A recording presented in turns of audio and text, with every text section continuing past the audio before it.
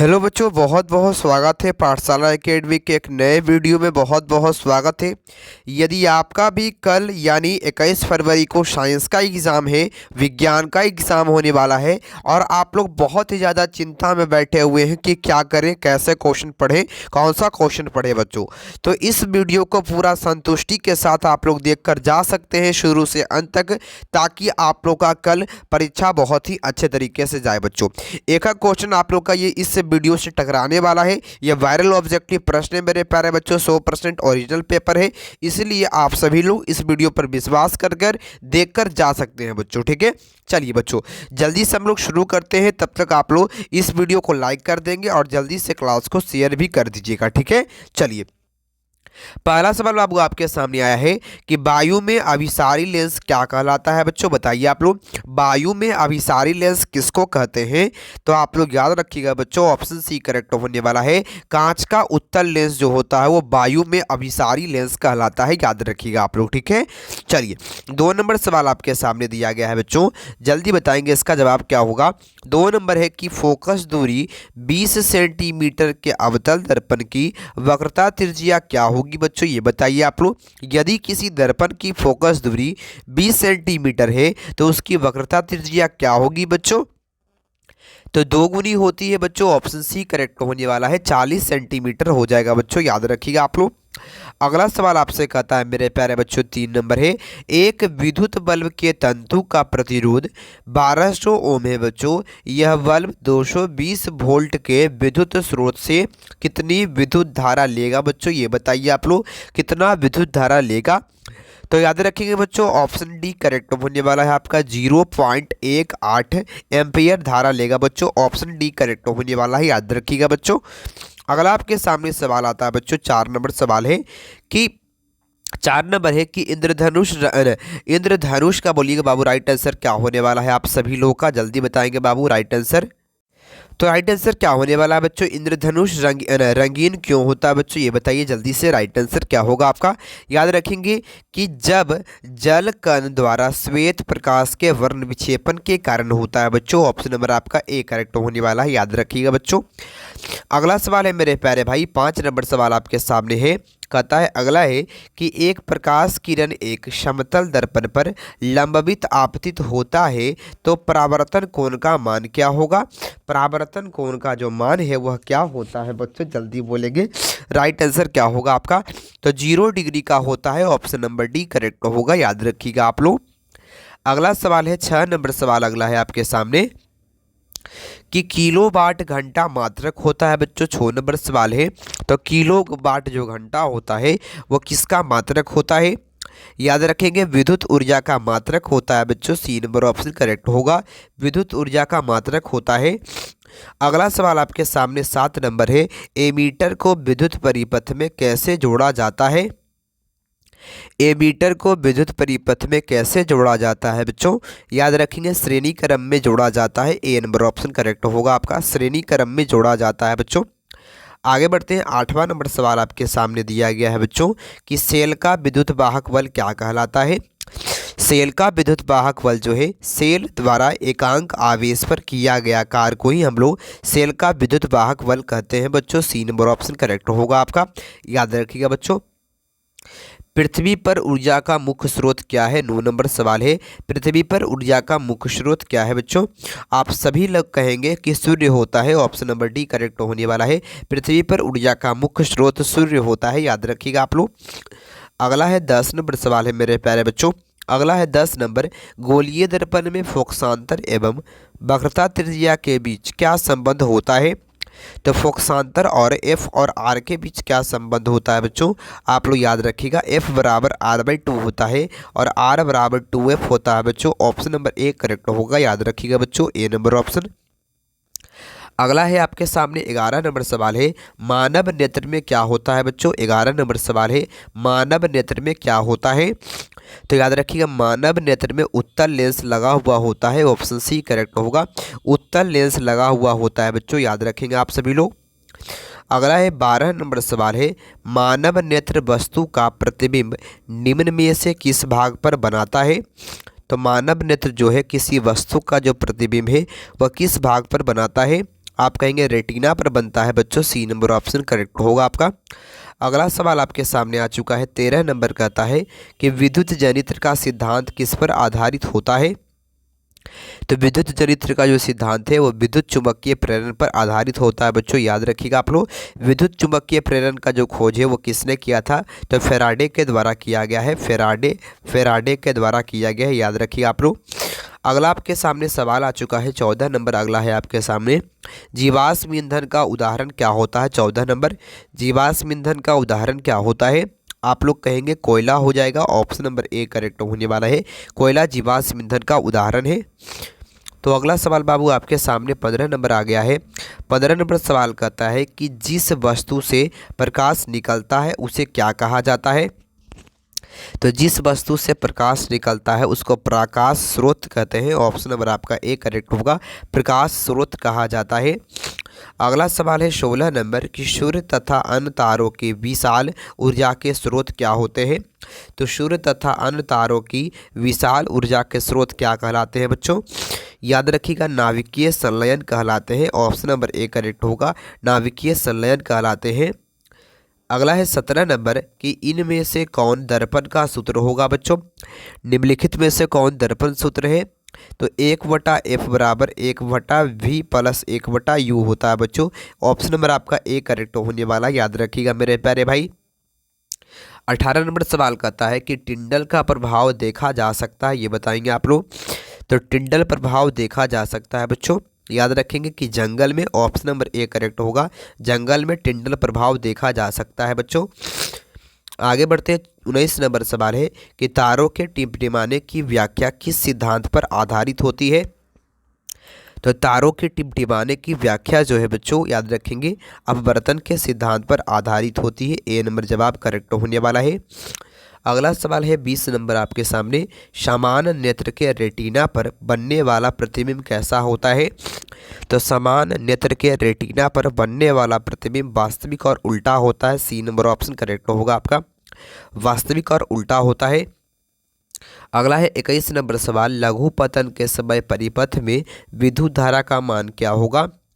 तो लघु पतन के समय परिपथ में विद्युत धारा का मान बहुत अधिक बढ़ जाता है, ए नंबर ऑप्शन करेक्ट होगा, याद रखेंगे आप लोग।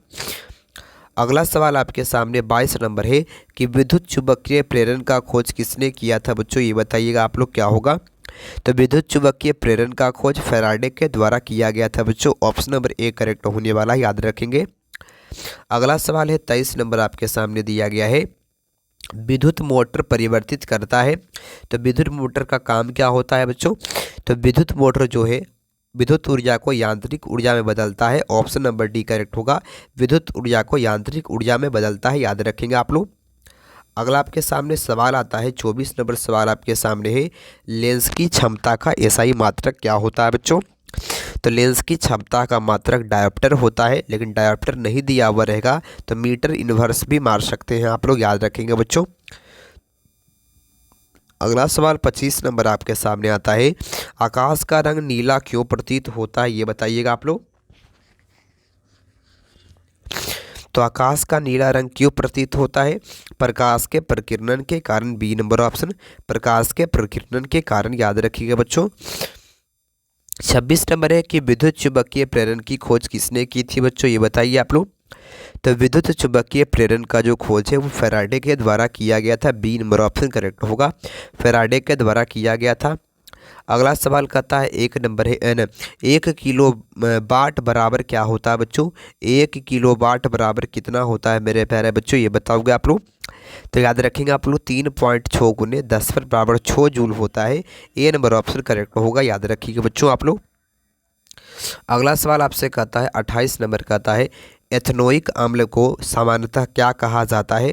तो एथनोइक अम्ल को सामान्यतः ऑप्शन नंबर बी होगा, एसिटिक अम्ल कहा जाता है, बी नंबर ऑप्शन करेक्ट होगा आपका, एसिटिक अम्ल कहा जाता है। अगला आपके सामने 29 नंबर सवाल कहता है, वायुरोधी बर्तनों में खाद्य सामग्री रखने में उपचयन की गति हो जाती है बच्चों। तो याद रखिए उपचयन की जो गति है वो क्या होती है, धीमी हो जाती है, ऑप्शन नंबर ए करेक्ट होगा, धीमी हो जाती है। अगला सवाल है 30 नंबर नीचे दिए गए अभिक्रिया में कौन सा कथन सही है बच्चों? तो नीचे दिए गए अभिक्रिया के अनुसार कौन सा कथन सत्य है? इसमें हो रहा है मेरे प्यारे बच्चों, क्या हो रहा है? तो आप लोग कहेंगे कॉपर का ऑक्सीकरण हो रहा है। ऑप्शन नंबर ए करेक्ट होगा बच्चों, याद रखेंगे। ये 100% वायरल ऑब्जेक्टिव प्रश्न है, सभी लोग अंत तक जरूर देख कर जाएंगे बच्चों। और थोड़ा सा है ना धीरे धीरे बोलेंगे मेरे प्यारे बच्चों, आपको दिक्कत लग रहा होगा कि धीरे धीरे बोल रहे हैं, तो आप लोग थोड़ा सा मतलब कि स्पीड को बढ़ा लीजिएगा बच्चों, क्योंकि ठीक है सर्दी हो ले बच्चों, कान में भी दर्द है बच्चों, इसलिए ठीक है। अगला है कि सोडियम फॉस्फेट का अणुसूत्र क्या होता है बच्चों, ये बताएंगे आप लोग क्या होने वाला है। सोडियम फॉस्फेट का अणुसूत्र याद रखिएगा Na3PO4 होता है। ऑप्शन नंबर आपका बी करेक्ट होगा, याद रखिएगा बच्चों। आगे बढ़ते हैं, अगला है आपके सामने 32 नंबर सवाल है कि एथिल एल्कोहल का व्यापारिक उत्पादन किस रासायनिक क्रिया द्वारा किया जाता है? तो एथिल एल्कोहल का व्यापारिक उत्पादन किस रासायनिक अभिक्रिया के द्वारा किया जाता है बच्चों? याद रखिएगा आप लोग, किण्वन प्रक्रिया के द्वारा किया जाता है, याद रखेंगे आप लोग। आवर्त सारणी के किसी समूह के सभी तत्वों की संयोजकता कितनी होती है? तो सभी समूहों की जो संयोजकता होती है वो आप लोग याद रखिएगा समान होती है। ए नंबर ऑप्शन करेक्ट होगा आपका, समान होती है। अगला है 34 नंबर, निम्न में से कौन ऑक्सीकरण की क्रिया नहीं है बच्चों, क्या होगा? इनमें से कौन ऑक्सीकरण की क्रिया नहीं है? याद रखेंगे अवक्षेपण अभिक्रिया ऑक्सीकरण की क्रिया नहीं होगी। ऑप्शन डी करेक्ट होगा बच्चों। निम्नांकित में से कौन प्राकृतिक सूचक है बच्चों, बताइए आप लोग क्या होगा 35 नंबर का? तो प्राकृतिक सूचक कौन हो जाएगा बच्चों? आप सभी लोग याद रखिएगा, हल्दी जो है वो प्राकृतिक सूचक है, और ये नंबर ऑप्शन। आगे बढ़ते हैं, अगला है आपके सामने है कि सिल्वर क्लोराइड का रंग कैसा होता है? 36 नंबर है, सिल्वर क्लोराइड का रंग कैसा होता है? तो आप लोग याद रखेंगे श्वेत होता है बच्चों, ए नंबर ऑप्शन, सिल्वर क्लोराइड का रंग श्वेत होता है। अगला है कि समीकरण CaCO3 ऊष्मा, ये आपके सामने जो समीकरण दिए गए हैं किस प्रकार का समीकरण है बच्चों? यह जो समीकरण दिया गया है किस अभिक्रिया को दर्शा रहा है बच्चों? तो याद रखेंगे ए से जब भी A+B बनता है इसको हम लोग वियोजन अभिक्रिया कहते हैं। ए नंबर ऑप्शन करेक्ट होगा। आगे बढ़ते हैं, अगला नंबर है 38 आपके सामने है, हमारे शरीर में pH कितने परास के बीच कार्य करता है? हमारा शरीर कितने परास के बीच कार्य करता है बच्चों?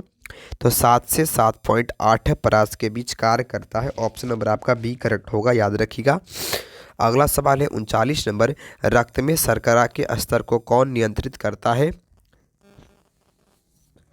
तो रक्त में शर्करा के स्तर को ऑप्शन नंबर डी होगा, इंसुलिन नियंत्रित करता है। डी नंबर ऑप्शन, इंसुलिन नियंत्रित करता है। अगला है 40 नंबर, निम्न में से कौन आयनिक यौगिक है? बताइए आप लोग क्या होगा, कौन आयनिक यौगिक है बच्चों? आप लोग कहेंगे कैल्शियम कार्बोनेट। ऑप्शन नंबर आपका सी करेक्ट होने वाला है, कैल्शियम क्लोराइड। ठीक है, कैल्शियम क्लोराइड जो है ये क्या है बच्चों, याद रखेंगे आप लोग। ऑप्शन नंबर आपका सी करेक्ट होगा। 41 नंबर है, ओजोन के एक अणु में ऑक्सीजन के कितने परमाणु होते हैं? तो ओजोन के एक अणु में ऑक्सीजन के कितने परमाणु होते हैं? 3 परमाणु होते हैं। सी नंबर ऑप्शन करेक्ट होगा। आवर्त सारणी में कितने आवर्त क्षैतिज पंक्ति होते हैं बच्चों, बताएंगे आप लोग। तो आवर्त सारणी में कितने आवर्त होते हैं? आवर्तों की संख्या 7 होती है बच्चों। सी नंबर ऑप्शन करेक्ट होगा आपका, आवर्तों की संख्या 7 होती है। अगला है कैल्शियम सल्फेट अर्धहाइड्रेट हेमाहाइड्रेट का अन्य नाम क्या होता है? तो अन्य नाम क्या होता है बच्चों? याद रखिएगा B number option, plaster of Paris होता है। तो कैल्शियम सल्फेट अर्धहाइड्रेट हेमाहाइड्रेट का अन्य नाम क्या होता है? तो याद रखेंगे क्या होता है, प्लास्टर ऑफ पेरिस होता है। अगला है 44 नंबर की ऑक्सीजन की परमाणु संख्या कितनी होती है? तो ऑक्सीजन की परमाणु संख्या 8 होती है। बी नंबर ऑप्शन करेक्ट होगा। अगला है 45 नंबर, एथेनॉल का क्रियाशील मूलक को क्या बोलते हैं? तो एथेनॉल के क्रियाशील मूलक को क्या कहा जाता है? आप लोग याद रखेंगे ए नंबर ऑप्शन करेक्ट होने वाला है, OH कहा जाता है, याद रखेंगे आप लोग।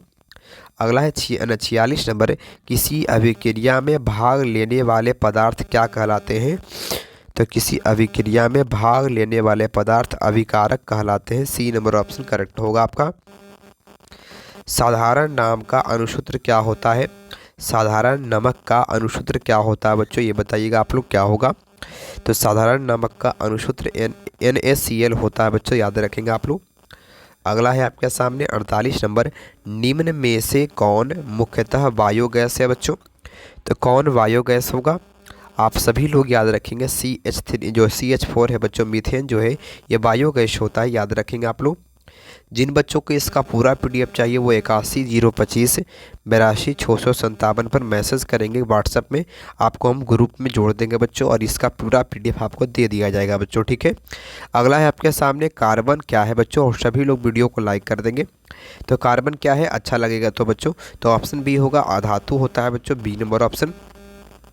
अगला आपके सामने है 50 नंबर है, नर युग्मक तथा मादा युग्मक के संलयन को क्या बोलते हैं?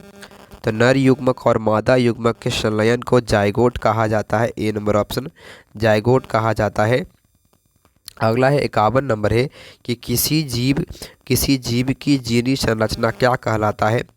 तो किसी जीव के जीनी संरचना को हम लोग जीनोटाइप बोलते हैं, ऑप्शन बी करेक्ट होने वाला है, जीनोटाइप कहा जाता है। अगला है 52 नंबर, मैदानी पारिस्थितिक तंत्र में तृतीय उपभोक्ता कौन होता है? तो मैदानी पारिस्थितिक तंत्र में याद रखिएगा ऑप्शन नंबर डी करेक्ट होगा, सर्प जो है वो क्या है, तृतीय उपभोक्ता होता है, याद रखेंगे आप लोग। अगला है 53 नंबर, रक्त में आयरन की कमी से होने वाला रोग कौन सा है? तो रक्त में आयरन की कमी से कौन सा रोग होता है? एनीमिया होता है, सी नंबर ऑप्शन करेक्ट होगा बच्चों। आगे बढ़ते हैं बच्चों, अगला सवाल है, कवक में पोषण की कौन सी विधि होती है? तो कवक में मृतजीवी पोषण होता है बच्चों, बी नंबर ऑप्शन करेक्ट होगा आपका। ऑक्सीजन क्या होता है बच्चों, बताइए आप लोग, है ना। ऑक्सीजन जो है बच्चों, ऑक्सीजन जो है बच्चों वो क्या है, आप कहेंगे हार्मोन होता है, ऑप्शन सी करेक्ट होगा, याद रखिएगा आप लोग। मानव में डायलिसिस थैली क्या होती है बच्चों, 56 नंबर। तो डायलिसिस थैली नेफ्रॉन होता है बच्चों, आप लोग का ये 100% वायरल है बच्चों, सभी लोग जरूर देखेंगे, अंत तक सभी लोग जरूर देख कर जाइएगा बच्चों। आगे बढ़ते हैं, नर युग्मक एवं मादा युग्मक के संलयन को क्या कहते हैं? तो नर युग्मक और मादा युग्मक के संलयन को क्या बोलते हैं? हम लोग बोलते हैं, क्या बोलते हैं बच्चों? ऑप्शन नंबर डी करेक्ट होगा, कोई नहीं हो जाएगा इनमें से, याद रखिएगा मेरे प्यारे बच्चों, उसको निषेचन कहा जाता है, याद रखेंगे। निम्नलिखित में से कौन एकलिंगी पादप का उदाहरण है? तो कौन एकलिंगी पादप है बच्चों? आप कहेंगे पपीता एकलिंगी पादप होगा, सी नंबर ऑप्शन करेक्ट होने वाला है।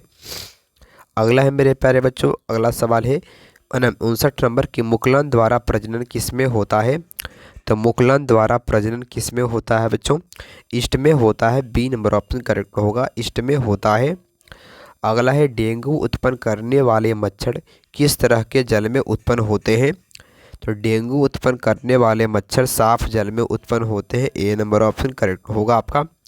अगला है, ओजोन परत पाई जाती है, बताइए आप लोग क्या होगा? तो ओजोन जो परत है वह स्ट्रेटोस्फेयर में पाई जाती है, ए नंबर ऑप्शन करेक्ट होगा, याद रखिएगा आप लोग। कि किसी पारिस्थितिक तंत्र में ऊर्जा को ग्रहण करने वाला को क्या कहते हैं? तो किसी पारिस्थितिक तंत्र में ऊर्जा के ग्रहण करने वाले को क्या कहा जाता है बच्चों? तो याद रखिएगा ऑप्शन नंबर ए करेक्ट होगा, उत्पादक कहा जाता है, ऑप्शन नंबर ए करेक्ट होगा। अगला है कि एंड्रीनो ट्राइफॉस्फेट ATP है बच्चों, क्या होता है? ATP क्या होता है, 63 नंबर। तो ATP क्या होता है मेरे प्यारे भाई? आप सभी लोग कहेंगे कि ATP जो है यह एक प्रकार का क्या है बच्चों, ऑप्शन डी करेक्ट होगा, ऊर्जा का वाहक, ऊर्जा का संग्राहक और ऊर्जा का सिक्का, ऑप्शन नंबर आपका डी करेक्ट होगा, याद रखेंगे आप लोग। अगला सवाल 64 है कि स्वपोषी पोषण के लिए आवश्यक है? तो आप कहेंगे ऑप्शन नंबर डी होगा, उपयुक्त में से सभी बच्चों, सभी लोग याद कर लेंगे इतना क्वेश्चन को मेरे बच्चों, 100% वायरल है बच्चों, 100% वायरल है, ठीक है। अगला है कि प्रकाश संश्लेषण द्वारा किसकी प्राप्ति होती है? तो प्रकाश संश्लेषण के द्वारा, याद रखेंगे सी नंबर ऑप्शन, ग्लूकोज की प्राप्ति होती है। अगला है कि शुक्राणुओं का मोचन कहाँ होता है? तो शुक्राणुओं का जो मोचन होता है, याद रखेंगे शुक्र वाहिका में होता है, बी नंबर ऑप्शन करेक्ट होगा बच्चों। आगे बढ़ते हैं, अगला है 67 नंबर सवाल है कि 67 नंबर, ओजोन परत के अवक्षय में कौन सी बीमारी उत्पन्न होती है? तो ओजोन परत के अवक्षय से कौन सी बीमारी होती है? त्वचा कैंसर होता है बच्चों, ऑप्शन ए करेक्ट होने वाला है, त्वचा कैंसर होता है। अगला है 68 नंबर की एक नर हार्मोन कौन है बच्चों, बताइए आप लोग। इनमें से कौन एक नर हार्मोन है बच्चों? आप कहेंगे टेस्टोस्टेरोन। ऑप्शन नंबर आपका हो जाएगा डी नंबर ऑप्शन, टेस्टोस्टेरोन। अगला सवाल आपके सामने है, शुक्राणु का निर्माण होता है बच्चों, बताएंगे आप लोग। शुक्राणु का निर्माण होता है, आप कहेंगे वृषण में होता है बच्चों। ए नंबर ऑप्शन करेक्ट होगा, वृषण में होता है। अगला है कि मछली के हृदय में कोष्ठों की संख्या कितनी होती है? तो मछली के हृदय में कोष्ठों की संख्या 2 होती है। ए नंबर ऑप्शन करेक्ट होगा आपका। अगला है, निम्नांकित में से कौन पुनर्रुत्थन का उदाहरण है बच्चों? तो पुनर्रुत्थन का उदाहरण हाइड्रा में होता है। ऑप्शन ए करेक्ट होगा बच्चों। जो भी बच्चे नए आए होंगे सभी लोग चैनल को सब्सक्राइब कर लेंगे, लास्ट तक सभी लोग जरूर देखिएगा बच्चों। प्रकाश की ओर प्ररोहण की गति क्या कहलाती है? 72 नंबर। तो प्रकाश की ओर प्ररोहण की जो गति है वो प्रकाश अनुवर्तन कहलाता है। ऑप्शन डी करेक्ट होगा आपका। अगला है आपके सामने 73 नंबर सवाल है, मूत्र का पीला रंग किस वर्णक के कारण होता है? तो याद रखिएगा यूरोक्रोम के कारण होता है बच्चों, यूरोक्रोम के कारण होता है। अगला है कि थायरोक्सिन हार्मोन के संश्लेषण में किसका होना आवश्यक है? तो थायरोक्सिन हार्मोन के संश्लेषण में किसका होना आवश्यक है बच्चों? याद रखिएगा आयोडीन का होना आवश्यक है। बी नंबर ऑप्शन करेक्ट होने वाला है। अगला आपके सामने सवाल है 75 नंबर, निम्न में से कौन सा जीवाणु जनित रोग है बच्चों? याद रखिएगा ऑप्शन ए करेक्ट होगा, मस्सा हो जाएगा बच्चों। ऑप्शन नंबर ए करेक्ट होगा, याद रखिएगा आप लोग। अगला आपके सामने आ चुका है कि कोशिका ईंधन निम्न में से कौन है बच्चों? तो कोशिका ईंधन क्या होता है? आप लोग कहेंगे ग्लूकोज को कोशिका ईंधन कहा जाता है, याद रखेंगे आप लोग। अगला 77 नंबर की स्वस्थ व्यक्ति का सिस्टोलिक रक्तचाप कितना होता है? तो सिस्टोलिक जो रक्तचाप होता है वो 120 mmHg होता है। अगला है कि 78 नंबर, सबसे छोटी अंतःस्रावी ग्रंथि कौन सी है? तो सबसे छोटी अंतःस्रावी ग्रंथि जो है पिनियल हो जाएगा। ऑप्शन नंबर आपका सी करेक्ट होने वाला है, याद रखिएगा आप लोग। अगला आपके सामने सवाल है, निम्न में से कौन मनुष्य का एक उत्सर्जी अंग नहीं है? तो कौन उत्सर्जी अंग नहीं है बच्चों? आप कहेंगे अग्नाशय उत्सर्जी अंग नहीं है। ऑप्शन सी करेक्ट होगा, याद रखिएगा आप लोग। अगला है आपके सामने 80 नंबर कि सजीव जीवधारुओं द्वारा किस प्रकार के नाइट्रोजनी पदार्थ का उत्सर्जन होता है? तो किस प्रकार के नाइट्रोजनी पदार्थ का उत्सर्जन होता है? यूरिया के द्वारा, यूरिया होता है, अमोनिया होता है और यूरिक अम्ल होता है। ऑप्शन नंबर आपका डी करेक्ट होने वाला है। ऑप्शन नंबर डी जो बता रहे हो बिल्कुल सही बता रहे हैं बच्चों। तो जिन बच्चों को इसका पूरा PDF चाहिए आंसर के साथ वो 81 025 82 6457 पर आप लोग मैसेज करेंगे व्हाट्सएप में। जिनको ये वीडियो अच्छा लगा होगा लाइक कर देंगे, चैनल को सब्सक्राइब कर दीजिएगा मेरे प्यारे बच्चों, और सभी लोग इस वीडियो को शेयर कर देंगे ताकि आपके भी दोस्त देख पाएँ बच्चों। बहुत बहुत धन्यवाद बच्चों, थैंक यू।